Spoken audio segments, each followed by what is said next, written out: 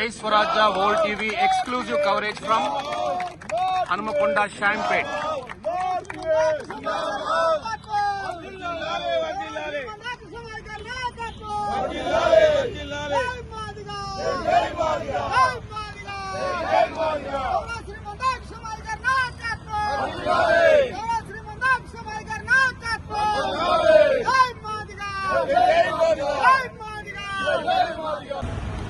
ఈరోజు గౌరవ మందకృష్ణ మాదిగ గారి పిలుపు మేరకు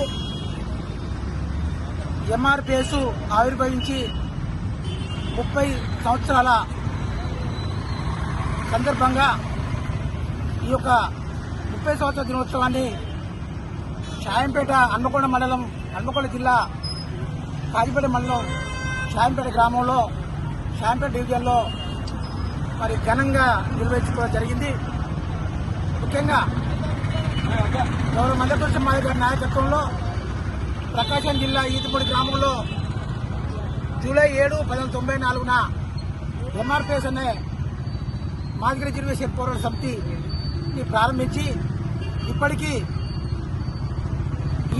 ఈ రోజుకు 30 సంవత్సరాలు అవుతుంది.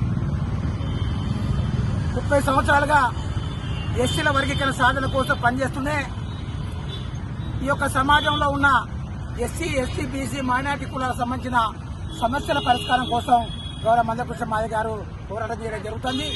ముఖ్యంగా ఎస్సీల వర్గీకరణ 2000 సంవత్సరంలో మరి మనం సాధించుకోవడం జరిగింది. 2000 నుండి 2004 వరకు అమలైతే ఆ యొక్క ఎస్సీల వర్గీకరణ జీవో 2000 నుండి 2004 వరకు అమలైతే 22,000 ఉద్యోగాలు వచ్చినాయి.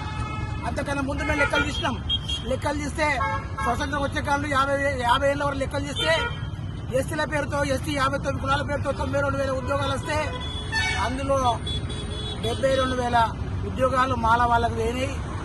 20,000 ఉద్యోగాలు మాదిగలకు వచ్చినాయి.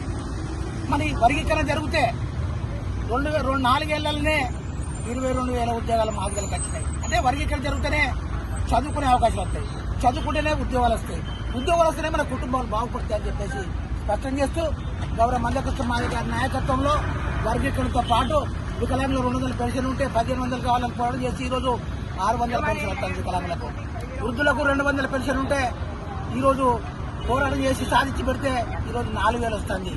ఆ తర్వాత గుండె జబ్బుల పిల్లలు ఫ్రీ ఆపరేషన్, దాని స్ఫూర్తితోనే ఆరోగ్యశ్రీ పథకం వచ్చింది. ఆ తర్వాత రేషన్ బియ్యము మనిషికి 4 కిలోలు ఉంటే 15 కిలోలు కావాలని పోరాటం చేశాం. 4 నుండి 2 పెరిగినాయి, 6 కిలోలు వస్తున్నాయి. మరి అదే క్రమంలో తెలంగాణలో అమరులు, విద్యార్థులు, యువకులు 1,200 మంది చనిపోతే దాంట్లో 600 మందినే గుర్తించారు. 600 మంది చనిపోయారు తెలంగాణ ప్రభుత్వం. అప్పుడు గౌరవ మందకృష్ణ మాదిగ గారి నాయకత్వంలో తెలంగాణ అమరుల తల్లుల కడుపుకోత మహాసభ పేరుతోని నిజాం కాలేజీలో మీటింగ్ పెడితే ఆ మీటింగ్ లో ఏజెండా ఏంటంటే చనిపోయిన కుటుంబాలకు 10 లక్షల ఎక్స్గ్రేషియా, కుటుంబాలకు ఉద్యోగం వేయాలని చెప్పి మన వేదిక నుండి మరి ప్రభుత్వానికి హెచ్చరిక చేయడం జరిగింది. అదే పద్ధతిలో ఉద్యోగము 10 లక్షల ఎక్స్గ్రేషియా కూడా మరి ప్రభుత్వం ఇవ్వడం జరిగింది.